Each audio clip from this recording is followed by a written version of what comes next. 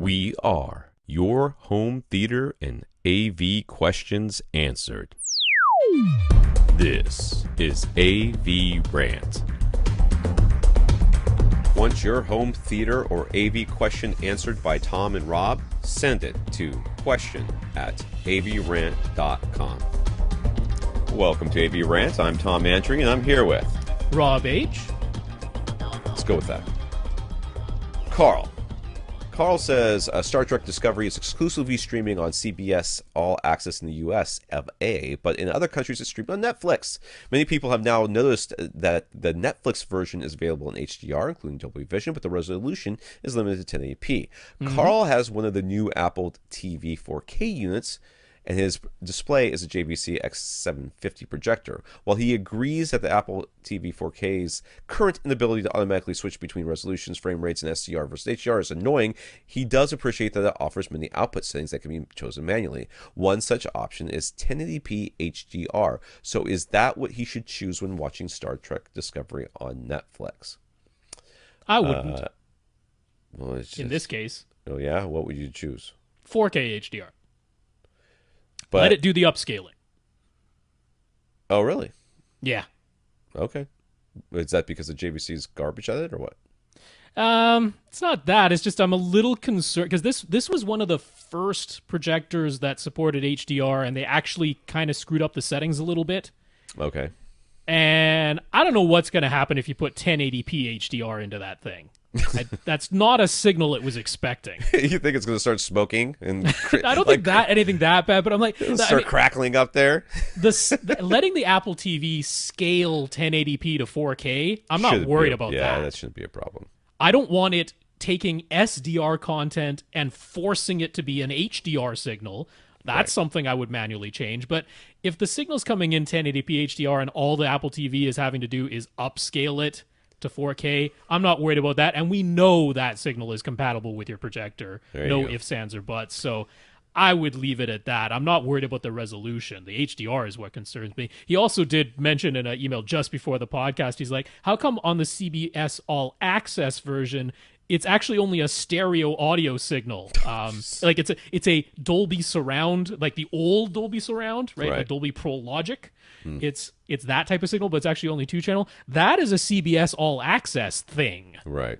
CBS All Access, like, this is the only place you can get this show, but we don't do surround sound because we're CBS All Access, and that's how awesome we are for your $10 a month. So that's a them thing. The ones coming through Netflix are surround sound. So I did watch the first, because my friend, like as I said, signed into Hulu over here, and I'm watching it. So I saw that the Orville is on there, so I watched the first episode of the Orville the other night, and that's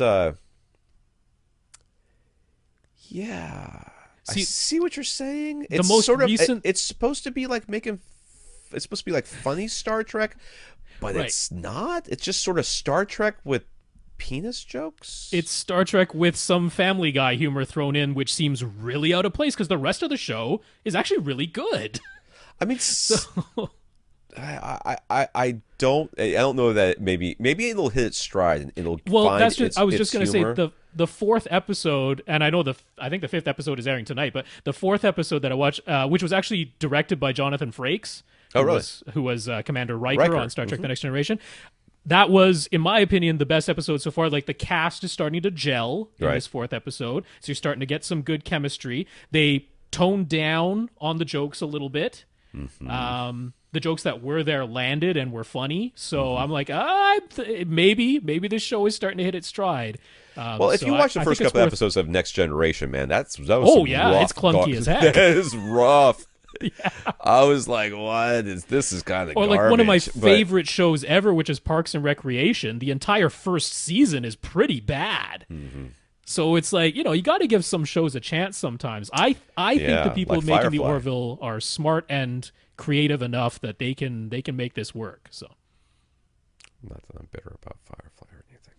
So anyways, his JVC X750 projector is one of the models that requires manual adjustments to its HDR settings. It also requires the user to manually put it into HDR mode, but since the HDR settings are tied to one of the picture modes, he's only been using that HDR picture mode with the 4K HDR content. Whenever he watches 1080p content, he uses a different picture mode that's been calibrated for that. So which picture mode should you... No, we already said change it to 4K. So that question is moot. Yeah, if the signal was originally 1080p HDR, let the source device upscale that to 4K and stick with using your 4K HDR picture mode for that. So JVC's instructions for setting the HDR picture mode also include instructions for what settings should be used for BT 2020 content. What is BT 2020 content? It is Star Trek Discovery BT 2020 content. I don't know. So BT 2020 or Rec 2020 is the big container of colors that covers a huge portion of all the colors that we can possibly see. And when we're talking about a signal that includes wide color, normally it's in a BT 2020 container.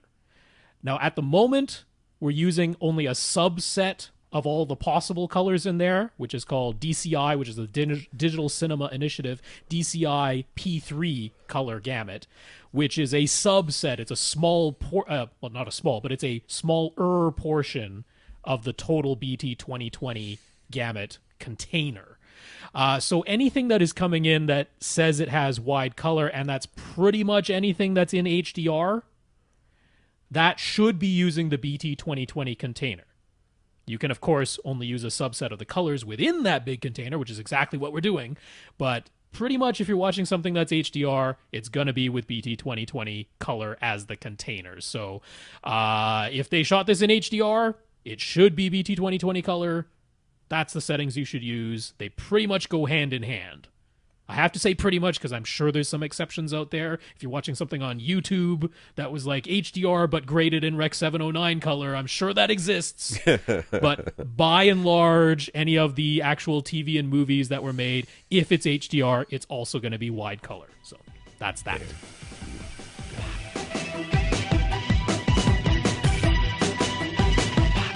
Want your question answered? Send it to question@avrant.com.